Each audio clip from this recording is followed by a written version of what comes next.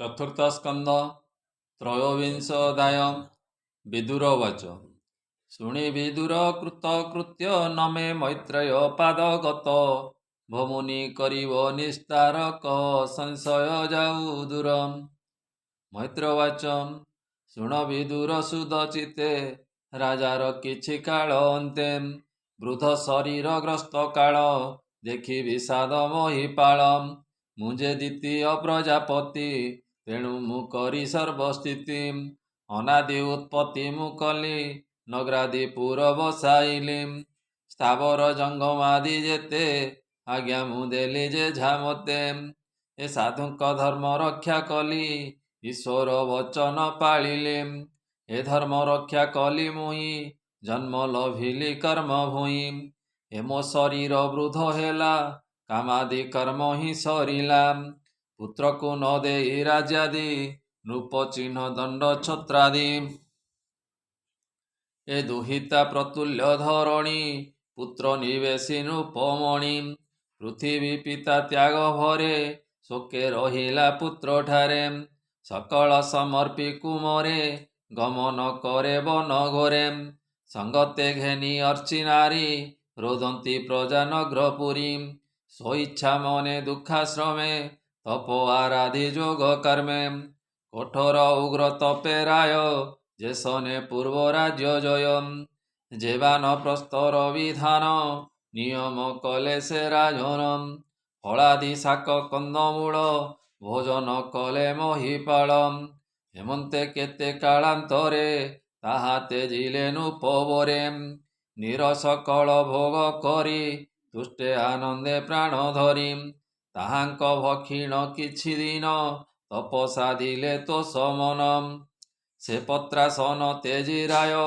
ଜଳ ଆହାରେ ସୁଖମୟ ହେମନ୍ତେ କେତେ କାଳାନ୍ତରେ ସେ ଜଳ ତେଜି ନୃପବରେ ନିରାଶ ତପସ୍ୟା କଠୋର କେବଳ ପବନ ଆହାର ପୁଣି ନିଧାଗ କାଳେ ନୃପ ତପସ୍ୟା କଲେ ପଞ୍ଚାତପ ସକଳ ଦିନେ ଅଗ୍ନି ଜାଳି ମଧ୍ୟେ ବସିଲେ ନିର୍ବିଜୟ କଳେ ଏ ସୂର୍ଯ୍ୟମଣ୍ଡଳେ ଦୃଷ୍ଟି କରି ପରମ ବ୍ରହ୍ମ ଧ୍ୟାନ କରି କୃଷ୍ଣ ଚରଣ ପଦ୍ମର ସେ କଠୋର ତପ ବହୁ କ୍ଲେଶେ ଏ ଭରସା କାଳେ ମହିପତି ଦୁଃସହ ଜଳ ଧାରେ ତିନ୍ତି ଶିଶିର କାଳେ ତପସ୍ୟାରେ ବୁଡ଼ି ଆଖଣ୍ଟ ଶୀତ ନିରେ ଶୟନେ ଭୂମି ଶଯ୍ୟା କରି ଏ ଘୋର ତପସ୍ୟା ଆଚରି କୃଷ୍ଣ ଚରଣେ ସେବିବାରେ ତପ କରନ୍ତି ବନ ଘୋରେ ଲୋକ ଶିକ୍ଷାର୍ଥେ ତପ କଲେ ବିଷୟ କର୍ମ ବିନାଶିଲେ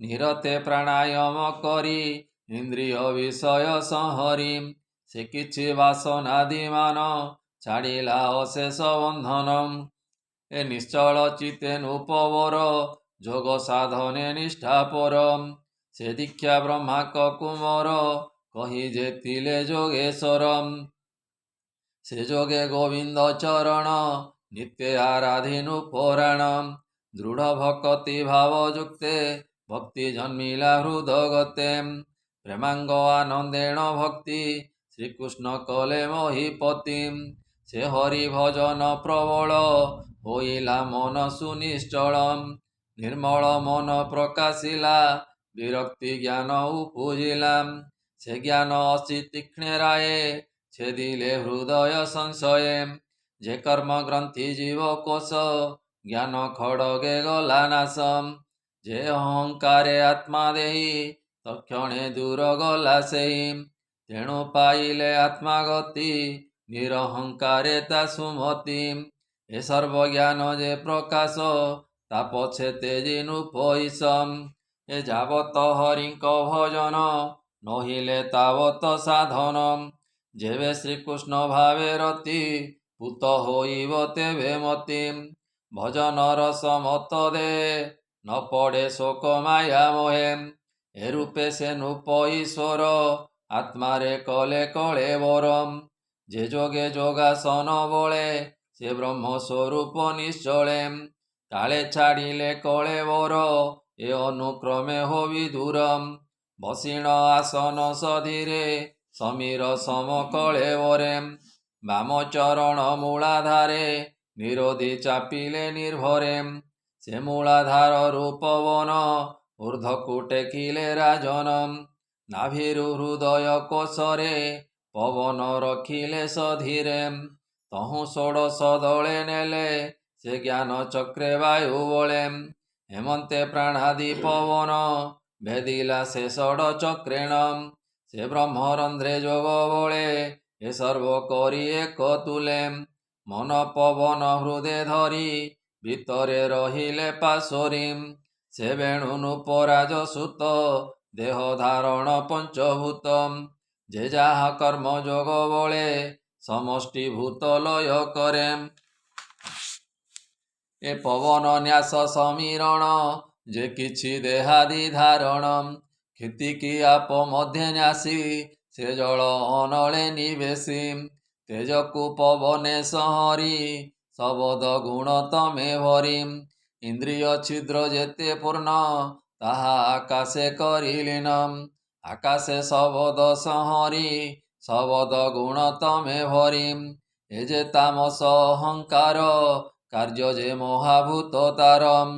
ହେମନ୍ତେ ଲୟେ ଭୂତ ଭୂପ ଶୁଣ ବିଦୁରତା ସ୍ୱରୂପ। ପୃଥିବୀ ଲୟେ ଗନ୍ଧ କରି ଆପକୁ ରସ ମଧ୍ୟେ ଭରି। ତେଜକୁ ରୂପ ମଧ୍ୟେ ଥୋଇ ପବନ ସ୍ପରଶେ ଲଗାଇ।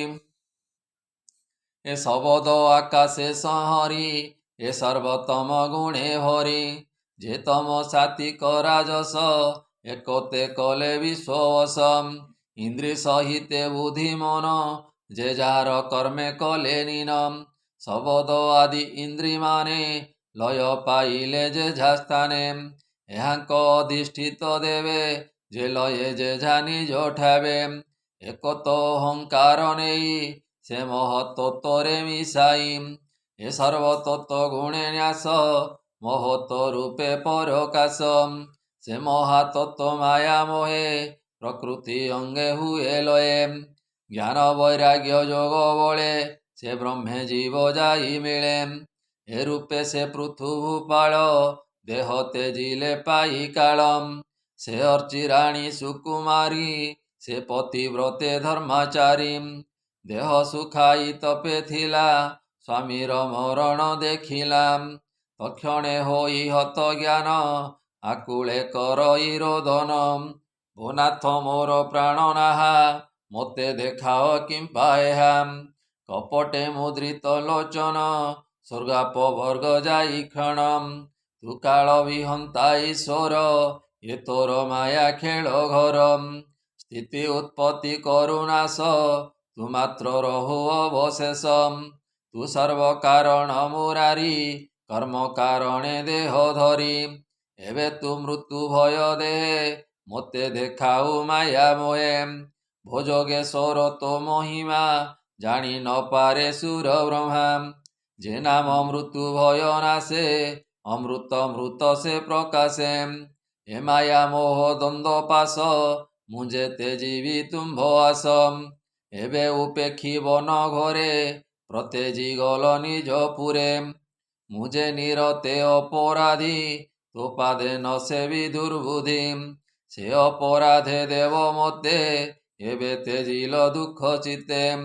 ତୁମ୍ଭେ ଯେ ମୋର ମନ ଦୁଃଖେ କହ ସୁଦୟା ଭାବେ ସୁଖେ। ଭୋ ସଖୀ ନ ତେଜିବି ତୋତେ ଯାବତ ପ୍ରାଣ ଦେହ ଗତେ। ସେ ଆଜ୍ଞା ଅଭାଗ୍ୟେ ମୋହର ଏବେ ଫଳିଲା ଯୋଗେଶ୍ୱର। ଏ ରୂପେ ବିଳପେ ସୁନ୍ଦରୀ ସ୍ୱକାର୍ଣ୍ଣବରେ ତନୁହାରି। ସେ ଅର୍ଚି ଦେବୀ ଜ୍ଞାନବତୀ ତକ୍ଷଣେ ଧୀର କରି ମତି। ଅଦୃଶାନୁସାରେ ଚିତା କଲେ ସ୍ୱାମୀକୁ ତହିଁ ନିଯୋଗିଲେ। ମୁଖାଗ୍ନି କରି ବିଧି ମତେ ସ୍ନାନ ଉଦକ କ୍ରିୟା ଯେତେ। ଏ ସର୍ବସାରିଣ ସୁନ୍ଦରୀ ଅଗ୍ନିକୁ ପ୍ରଦକ୍ଷିଣ କରି। ପ୍ରବେଶ ଅଗ୍ନି ମଧ୍ୟେ ଯାଇ ଦେବେ ଦେଖନ୍ତି ଶୂନ୍ୟେ ଥାଇ। ସିଦ୍ଧଚାରଣ ବିଦ୍ୟାଧର ଇନ୍ଦ୍ରାଦି ଯେତେ ଅନୁଚର। ଯେ ଯାହା ମତେ କରି ସ୍ତୁତି ଆନନ୍ଦେ ପୁଷ୍ପ ବରସନ୍ତି। ଏ ଧୁନ୍ଦୁଭି ବାଦ୍ୟ ନାଦ କରି ରଙ୍ଗେ ନାଚନ୍ତି ଅପସରି। ସେ ପତି ପତ୍ନୀ ଭେନି ଜନେ ଆକାଶେ ଯାନ୍ତି ଦେବ ଜାନେ ଦେବେ ଆନନ୍ଦେ ସ୍ତୁତି ଭଣି ଶିରେ ନିବେଶିବେନି ପାଣି ପ୍ରଶଂସି ଦେବେ ଅନୁକ୍ଷଣେ ଆନନ୍ଦେ ଅଶ୍ରୁତ ଲୋଚନେ ଧନ୍ୟ ସାଧବୀ ପତିବ୍ରତା ସ୍ୱାମୀ ସେବାରେ ଅନୁରତା ତେଜିଣ ଅଚଳ ବିଭୂତି ସ୍ୱାମୀଙ୍କ ସଙ୍ଗତେ ଚଳନ୍ତି ଯେଣୁ ଏ ପୂର୍ବେ ତପ କଲେ ତେଣୁ ଦେବଙ୍କ ଊର୍ଦ୍ଧ୍ୱେ ଗଲେ ଯେ ସନେ ଲକ୍ଷ୍ମୀ ନାରାୟଣ ଏବେ ନିଦିଶନ୍ତି ତେ ସନମ୍ ଏ ଅନୁସାରେ ଯେ ବିଭୂତି ତେଣୁ ଲଭିଲେ ନିଜ ପତି ଧନ୍ୟ ସେ ମର୍ତ୍ତ୍ୟ କର୍ମ ଭୂମି ଅଳ୍ପ ଆୟୁ ସେ ଯହିଁ ଭ୍ରମୀ ସୁନିତ୍ୟ କର୍ମ ଆଚରନ୍ତି ସକଳ ଦୁଃଖରୁ ତରନ୍ତି ନିଷ୍ପାପ ଅଟେ ଯେଉଁ ନର ସ୍ୱର୍ଗାପ ବର୍ଗ ନୁହେଁ ଦୂରମ୍ ଏଣୁ ନିଷ୍ପାପେ ଯାର ମତି ସେ ଲଭେ ଏକାନ୍ତ ଭକତି ସ୍ୱର୍ଗାଦି ଭୋଗ କିବା ତାର ଯହିଁ ଲଭନ୍ତି ଭକ୍ତି ନରମ୍ ବିଷ୍ଣୁ ଚରିତ ନିତ୍ୟ ଭାବି ଲୋମ ପୁଲକ ଅଛି ଦ୍ରବୀମ୍ ନିର୍ମଳ ହୁଏ ବୁଦ୍ଧିମତି ଅଜ୍ଞାନ ମୋହ ବିନାଶନ୍ତି ଏ ଭାବ ନଘେ ନିଜାଚିତ ସେ ଦୁଃଖ ସାଗରେ ପୀଡ଼ିତ ଯେ ଆତ୍ମା ବୋଧେ ଭାଗୀ ହୋଇ ସେ ନିତ୍ୟ ବିଷୟ ବର୍ତ୍ତଇ ହେମନ୍ତେ ଶୁଣ ହେ ବିଦୁର ସେ ଦେବ କାମିନୀ ବିଚାରମ୍ ଯେ ପଥ ଲଭନ୍ତି ଉତ୍ତମ ଯାହାର ଚିତ୍ତର ଉଦାମ ବର୍ଣ୍ଣିଲୁ ତାହାଙ୍କ ଚରିତ ଶ୍ରବଣେ ହୁଅ ଶୁଦ୍ଧ ଚିତ୍ତମ୍ ଶ୍ରଦ୍ଧାରେ ପଢ଼ନ୍ତି ଯେ ଜନ ଏ ପୃଥୁ ପୁଣ୍ୟ ଉପାଖ୍ୟାନମ୍ ସେ ପୃଥି ପଦ ହିଁ ଲଭନ୍ତି ଅଥବା ଶ୍ରବଣେ ଶୁଣନ୍ତି ଏ ଚାରି ବର୍ଣ୍ଣ ମଧ୍ୟ ଗତେ ଶୁଣନ୍ତି ପଢ଼ନ୍ତି ଯେ ନିତ୍ୟେ ତା ସର୍ବ କାମ ହୁଏ ସିଦ୍ଧ ସମସ୍ତ ବର୍ଣ୍ଣେ ସେ ପ୍ରସିଦ୍ଧମ୍ କହଇ ଜଗନ୍ନାଥ ଦାସ ଶୁଣ ସୁଜନେ ହରି ରସମ୍ इति श्रीमद्भागवते महापुराणे पारमहंस्यां सहितं वयासिक्यां चतुर्थस्कन्धे पृथुराज वैकुण्ठगमने नाम त्रयोविंशोऽध्यायः बोलानन्दे कवार हरि हरि बोलम्।